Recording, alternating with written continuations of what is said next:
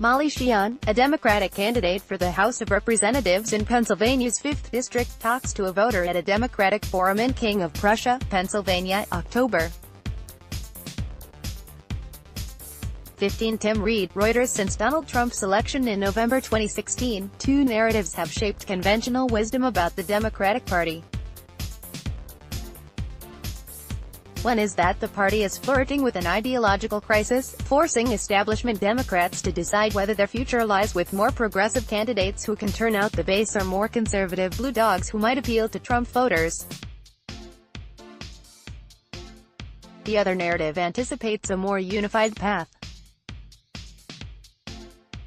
It posits that women, enraged by the ascent of Donald Trump and sick of watching men in power drop the ball, are poised to flood the ballots this year, winning seats in public office in record numbers. This week's Pennsylvania primary may bring clarity to both forecasts. In the race for an open congressional seat vacated by a retiring Republican in a district Hillary Clinton won, the Democrats vying for the party's nomination include an anti-abortion, Trump-flattering moderate, an Afro-Latino Bernie Sanders-backed populist, and a former city solicitor who has drawn both enthusiastic support from Emily's List and criticism for her record on police brutality. And across the state, there's been a notable spike in female candidates. The number of Pennsylvanian women who filed for 2018 U.S.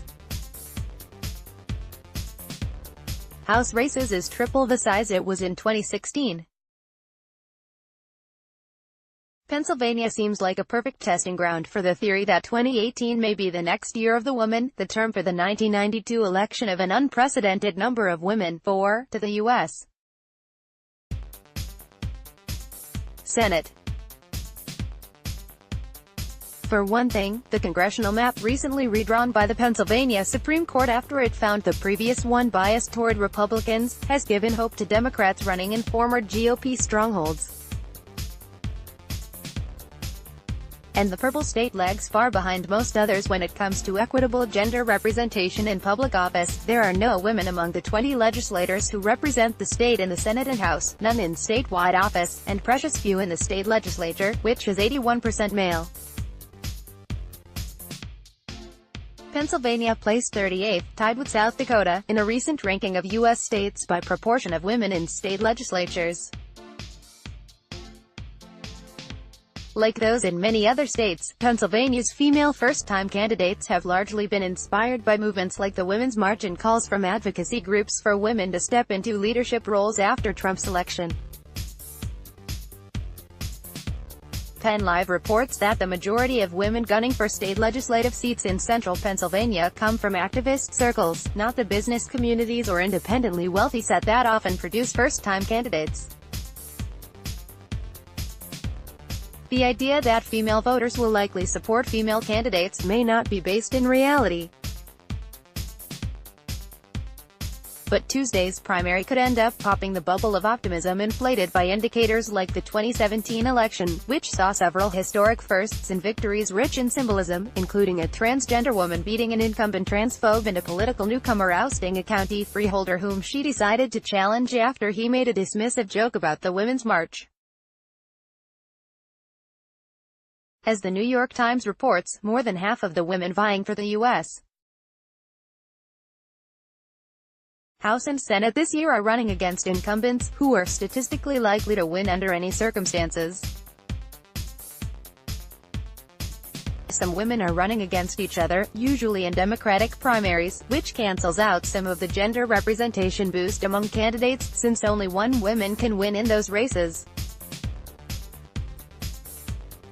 6 women, for instance, are on the Democratic ballot in Pennsylvania's 5th congressional district this week, along with 4 men. The 5th district presents something of a test case for hopes of a surge in female winners this November. Representative Patrick Meehan, the current officeholder, decided not to run for re-election after it came out that he'd settled a sexual harassment claim with taxpayer money.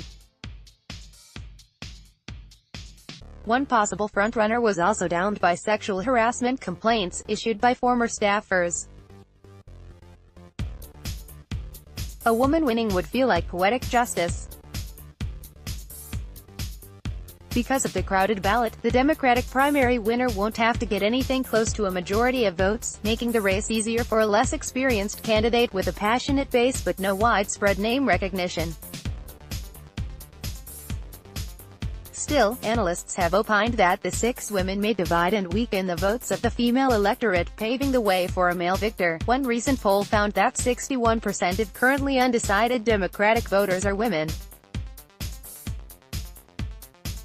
To complicate matters further, the GOP's candidate, Pearl Kim, is a woman, too. The gendered implications of the race are not lost on the candidates. One of the male candidates, State Rep. Greg Vitale, asked Resistance favorite Molly Sheehan, a first-time candidate who'd out-fundraised him, to end her campaign and endorse him against frontrunner Mary Gay Scanlon. Sheehan, who believes Vitale would have never asked the male competitor to drop out of a race, described his mindset like this: "Get out of the way, qualified man coming through." For her part, Scanlon told WHYY she feels a little sorry for the men in the race. But it's not their time. It's been their time for decades, centuries, but it's not their time now. That argument doesn't hold water with Democrats, who'd rather side with ideological purity in down-ballot primaries. Bernie Sanders just gave a last-minute endorsement to progressive Rich Laser, Philadelphia's former deputy mayor of Labor and one of the 4 male candidates in the 5th District. The Laser-affiliated middle-class PAC has reportedly spent almost $1 million on TV ads for him, more than any other candidate has spent on TV, yet he's still polling in the single digits behind at least 4 other candidates. Unlike Sanders, Emily's List, an organization that funds pro-choice female candidates, is throwing its support behind candidates that look likely to win. Emily's List didn't make any endorsements in the 5th District, but it has put money into the campaign of Madeleine Dean, who's running for the U.S. House in the state's 4th Congressional District. Dean is running for the Democratic nomination against gun control advocate Shira Goodman and former U.S. Rep. Joe Huffle. Dean's fellow state representative, Mary Jo Daley, was in the race for a while, too, but ultimately decided that she didn't want the 3 women to split the vote and hand the win to Huffle. Daley opted to endorse Dean in an effort to avoid blowing a rare occasion to elect a strong, progressive woman from Pennsylvania to Congress. Goodman told WHYY that she didn't think Emily's List should favor one pro-choice woman over another in the same race. The idea that female voters will likely support female candidates, and the fear that multiple female candidates will cancel one another out and deliver the office to a man, may not be based in reality, at least as far as Democratic primaries are concerned. Studies have shown that in primaries, Democratic voters show slight preferences for female candidates. Republicans voting in primaries prefer male candidates by a much higher margin. Vitale wouldn't have asked Sheehan to abandon her candidacy if he didn't think she was attracting more would-be Vitale voters than would-be Scanlon ones. The more women decide to run for office, the more competition there will be for dollars. But the drama of Pennsylvania's jam-packed primaries does illuminate a few barriers to getting equitable gender representation in government. Opponents of electing more women into office often talk most about the biggest obstacle, getting them to run at all.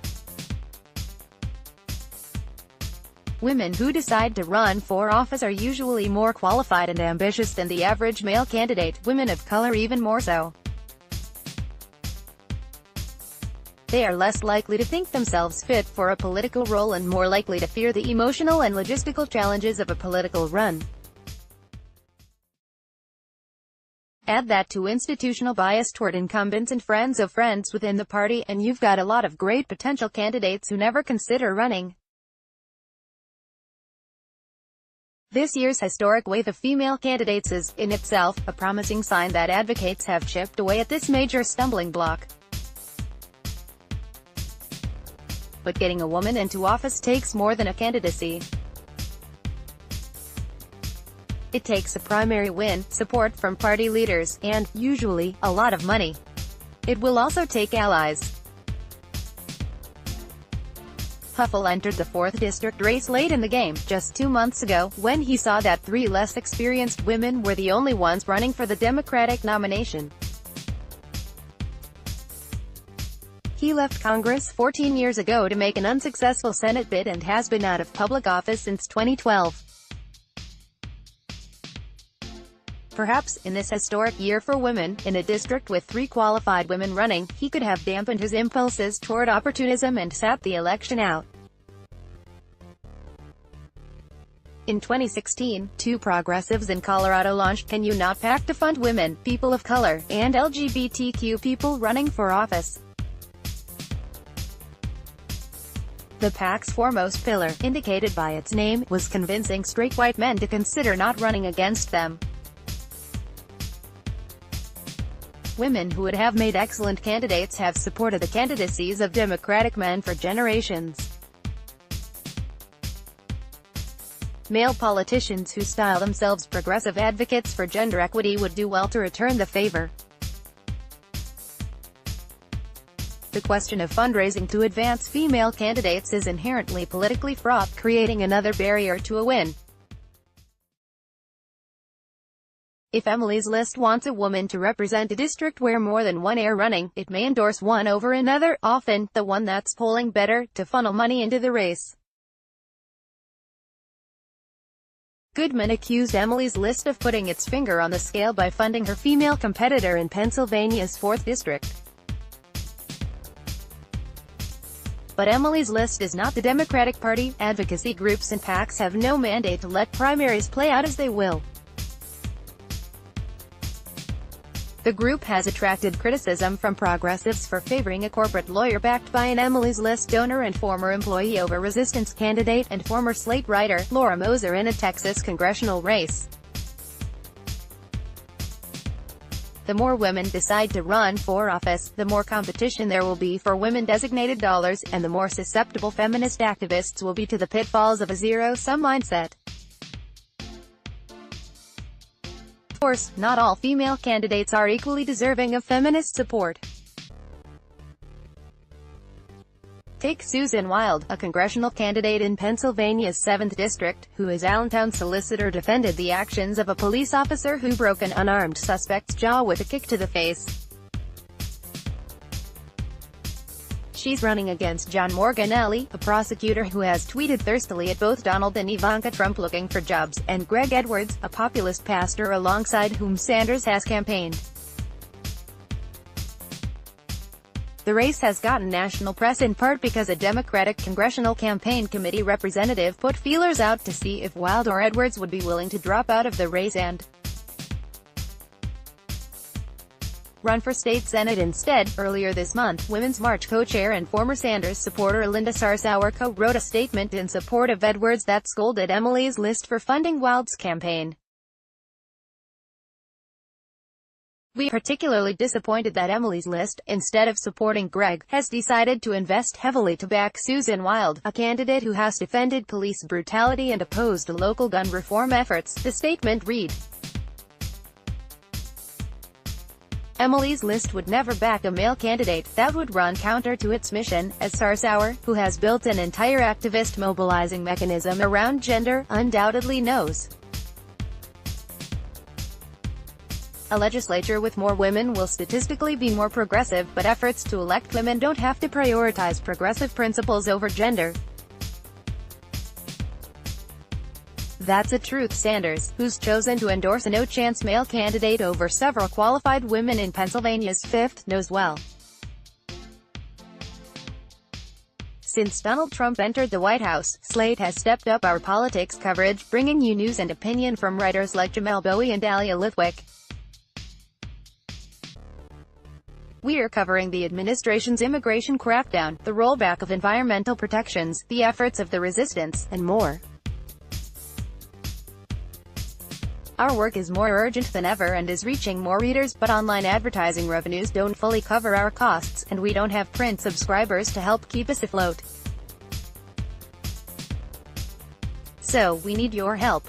If you think Slate's work matters, become a Slate Plus member. You'll get exclusive members-only content and a suite of great benefits, and you'll help secure Slate's future. Join Slate Plus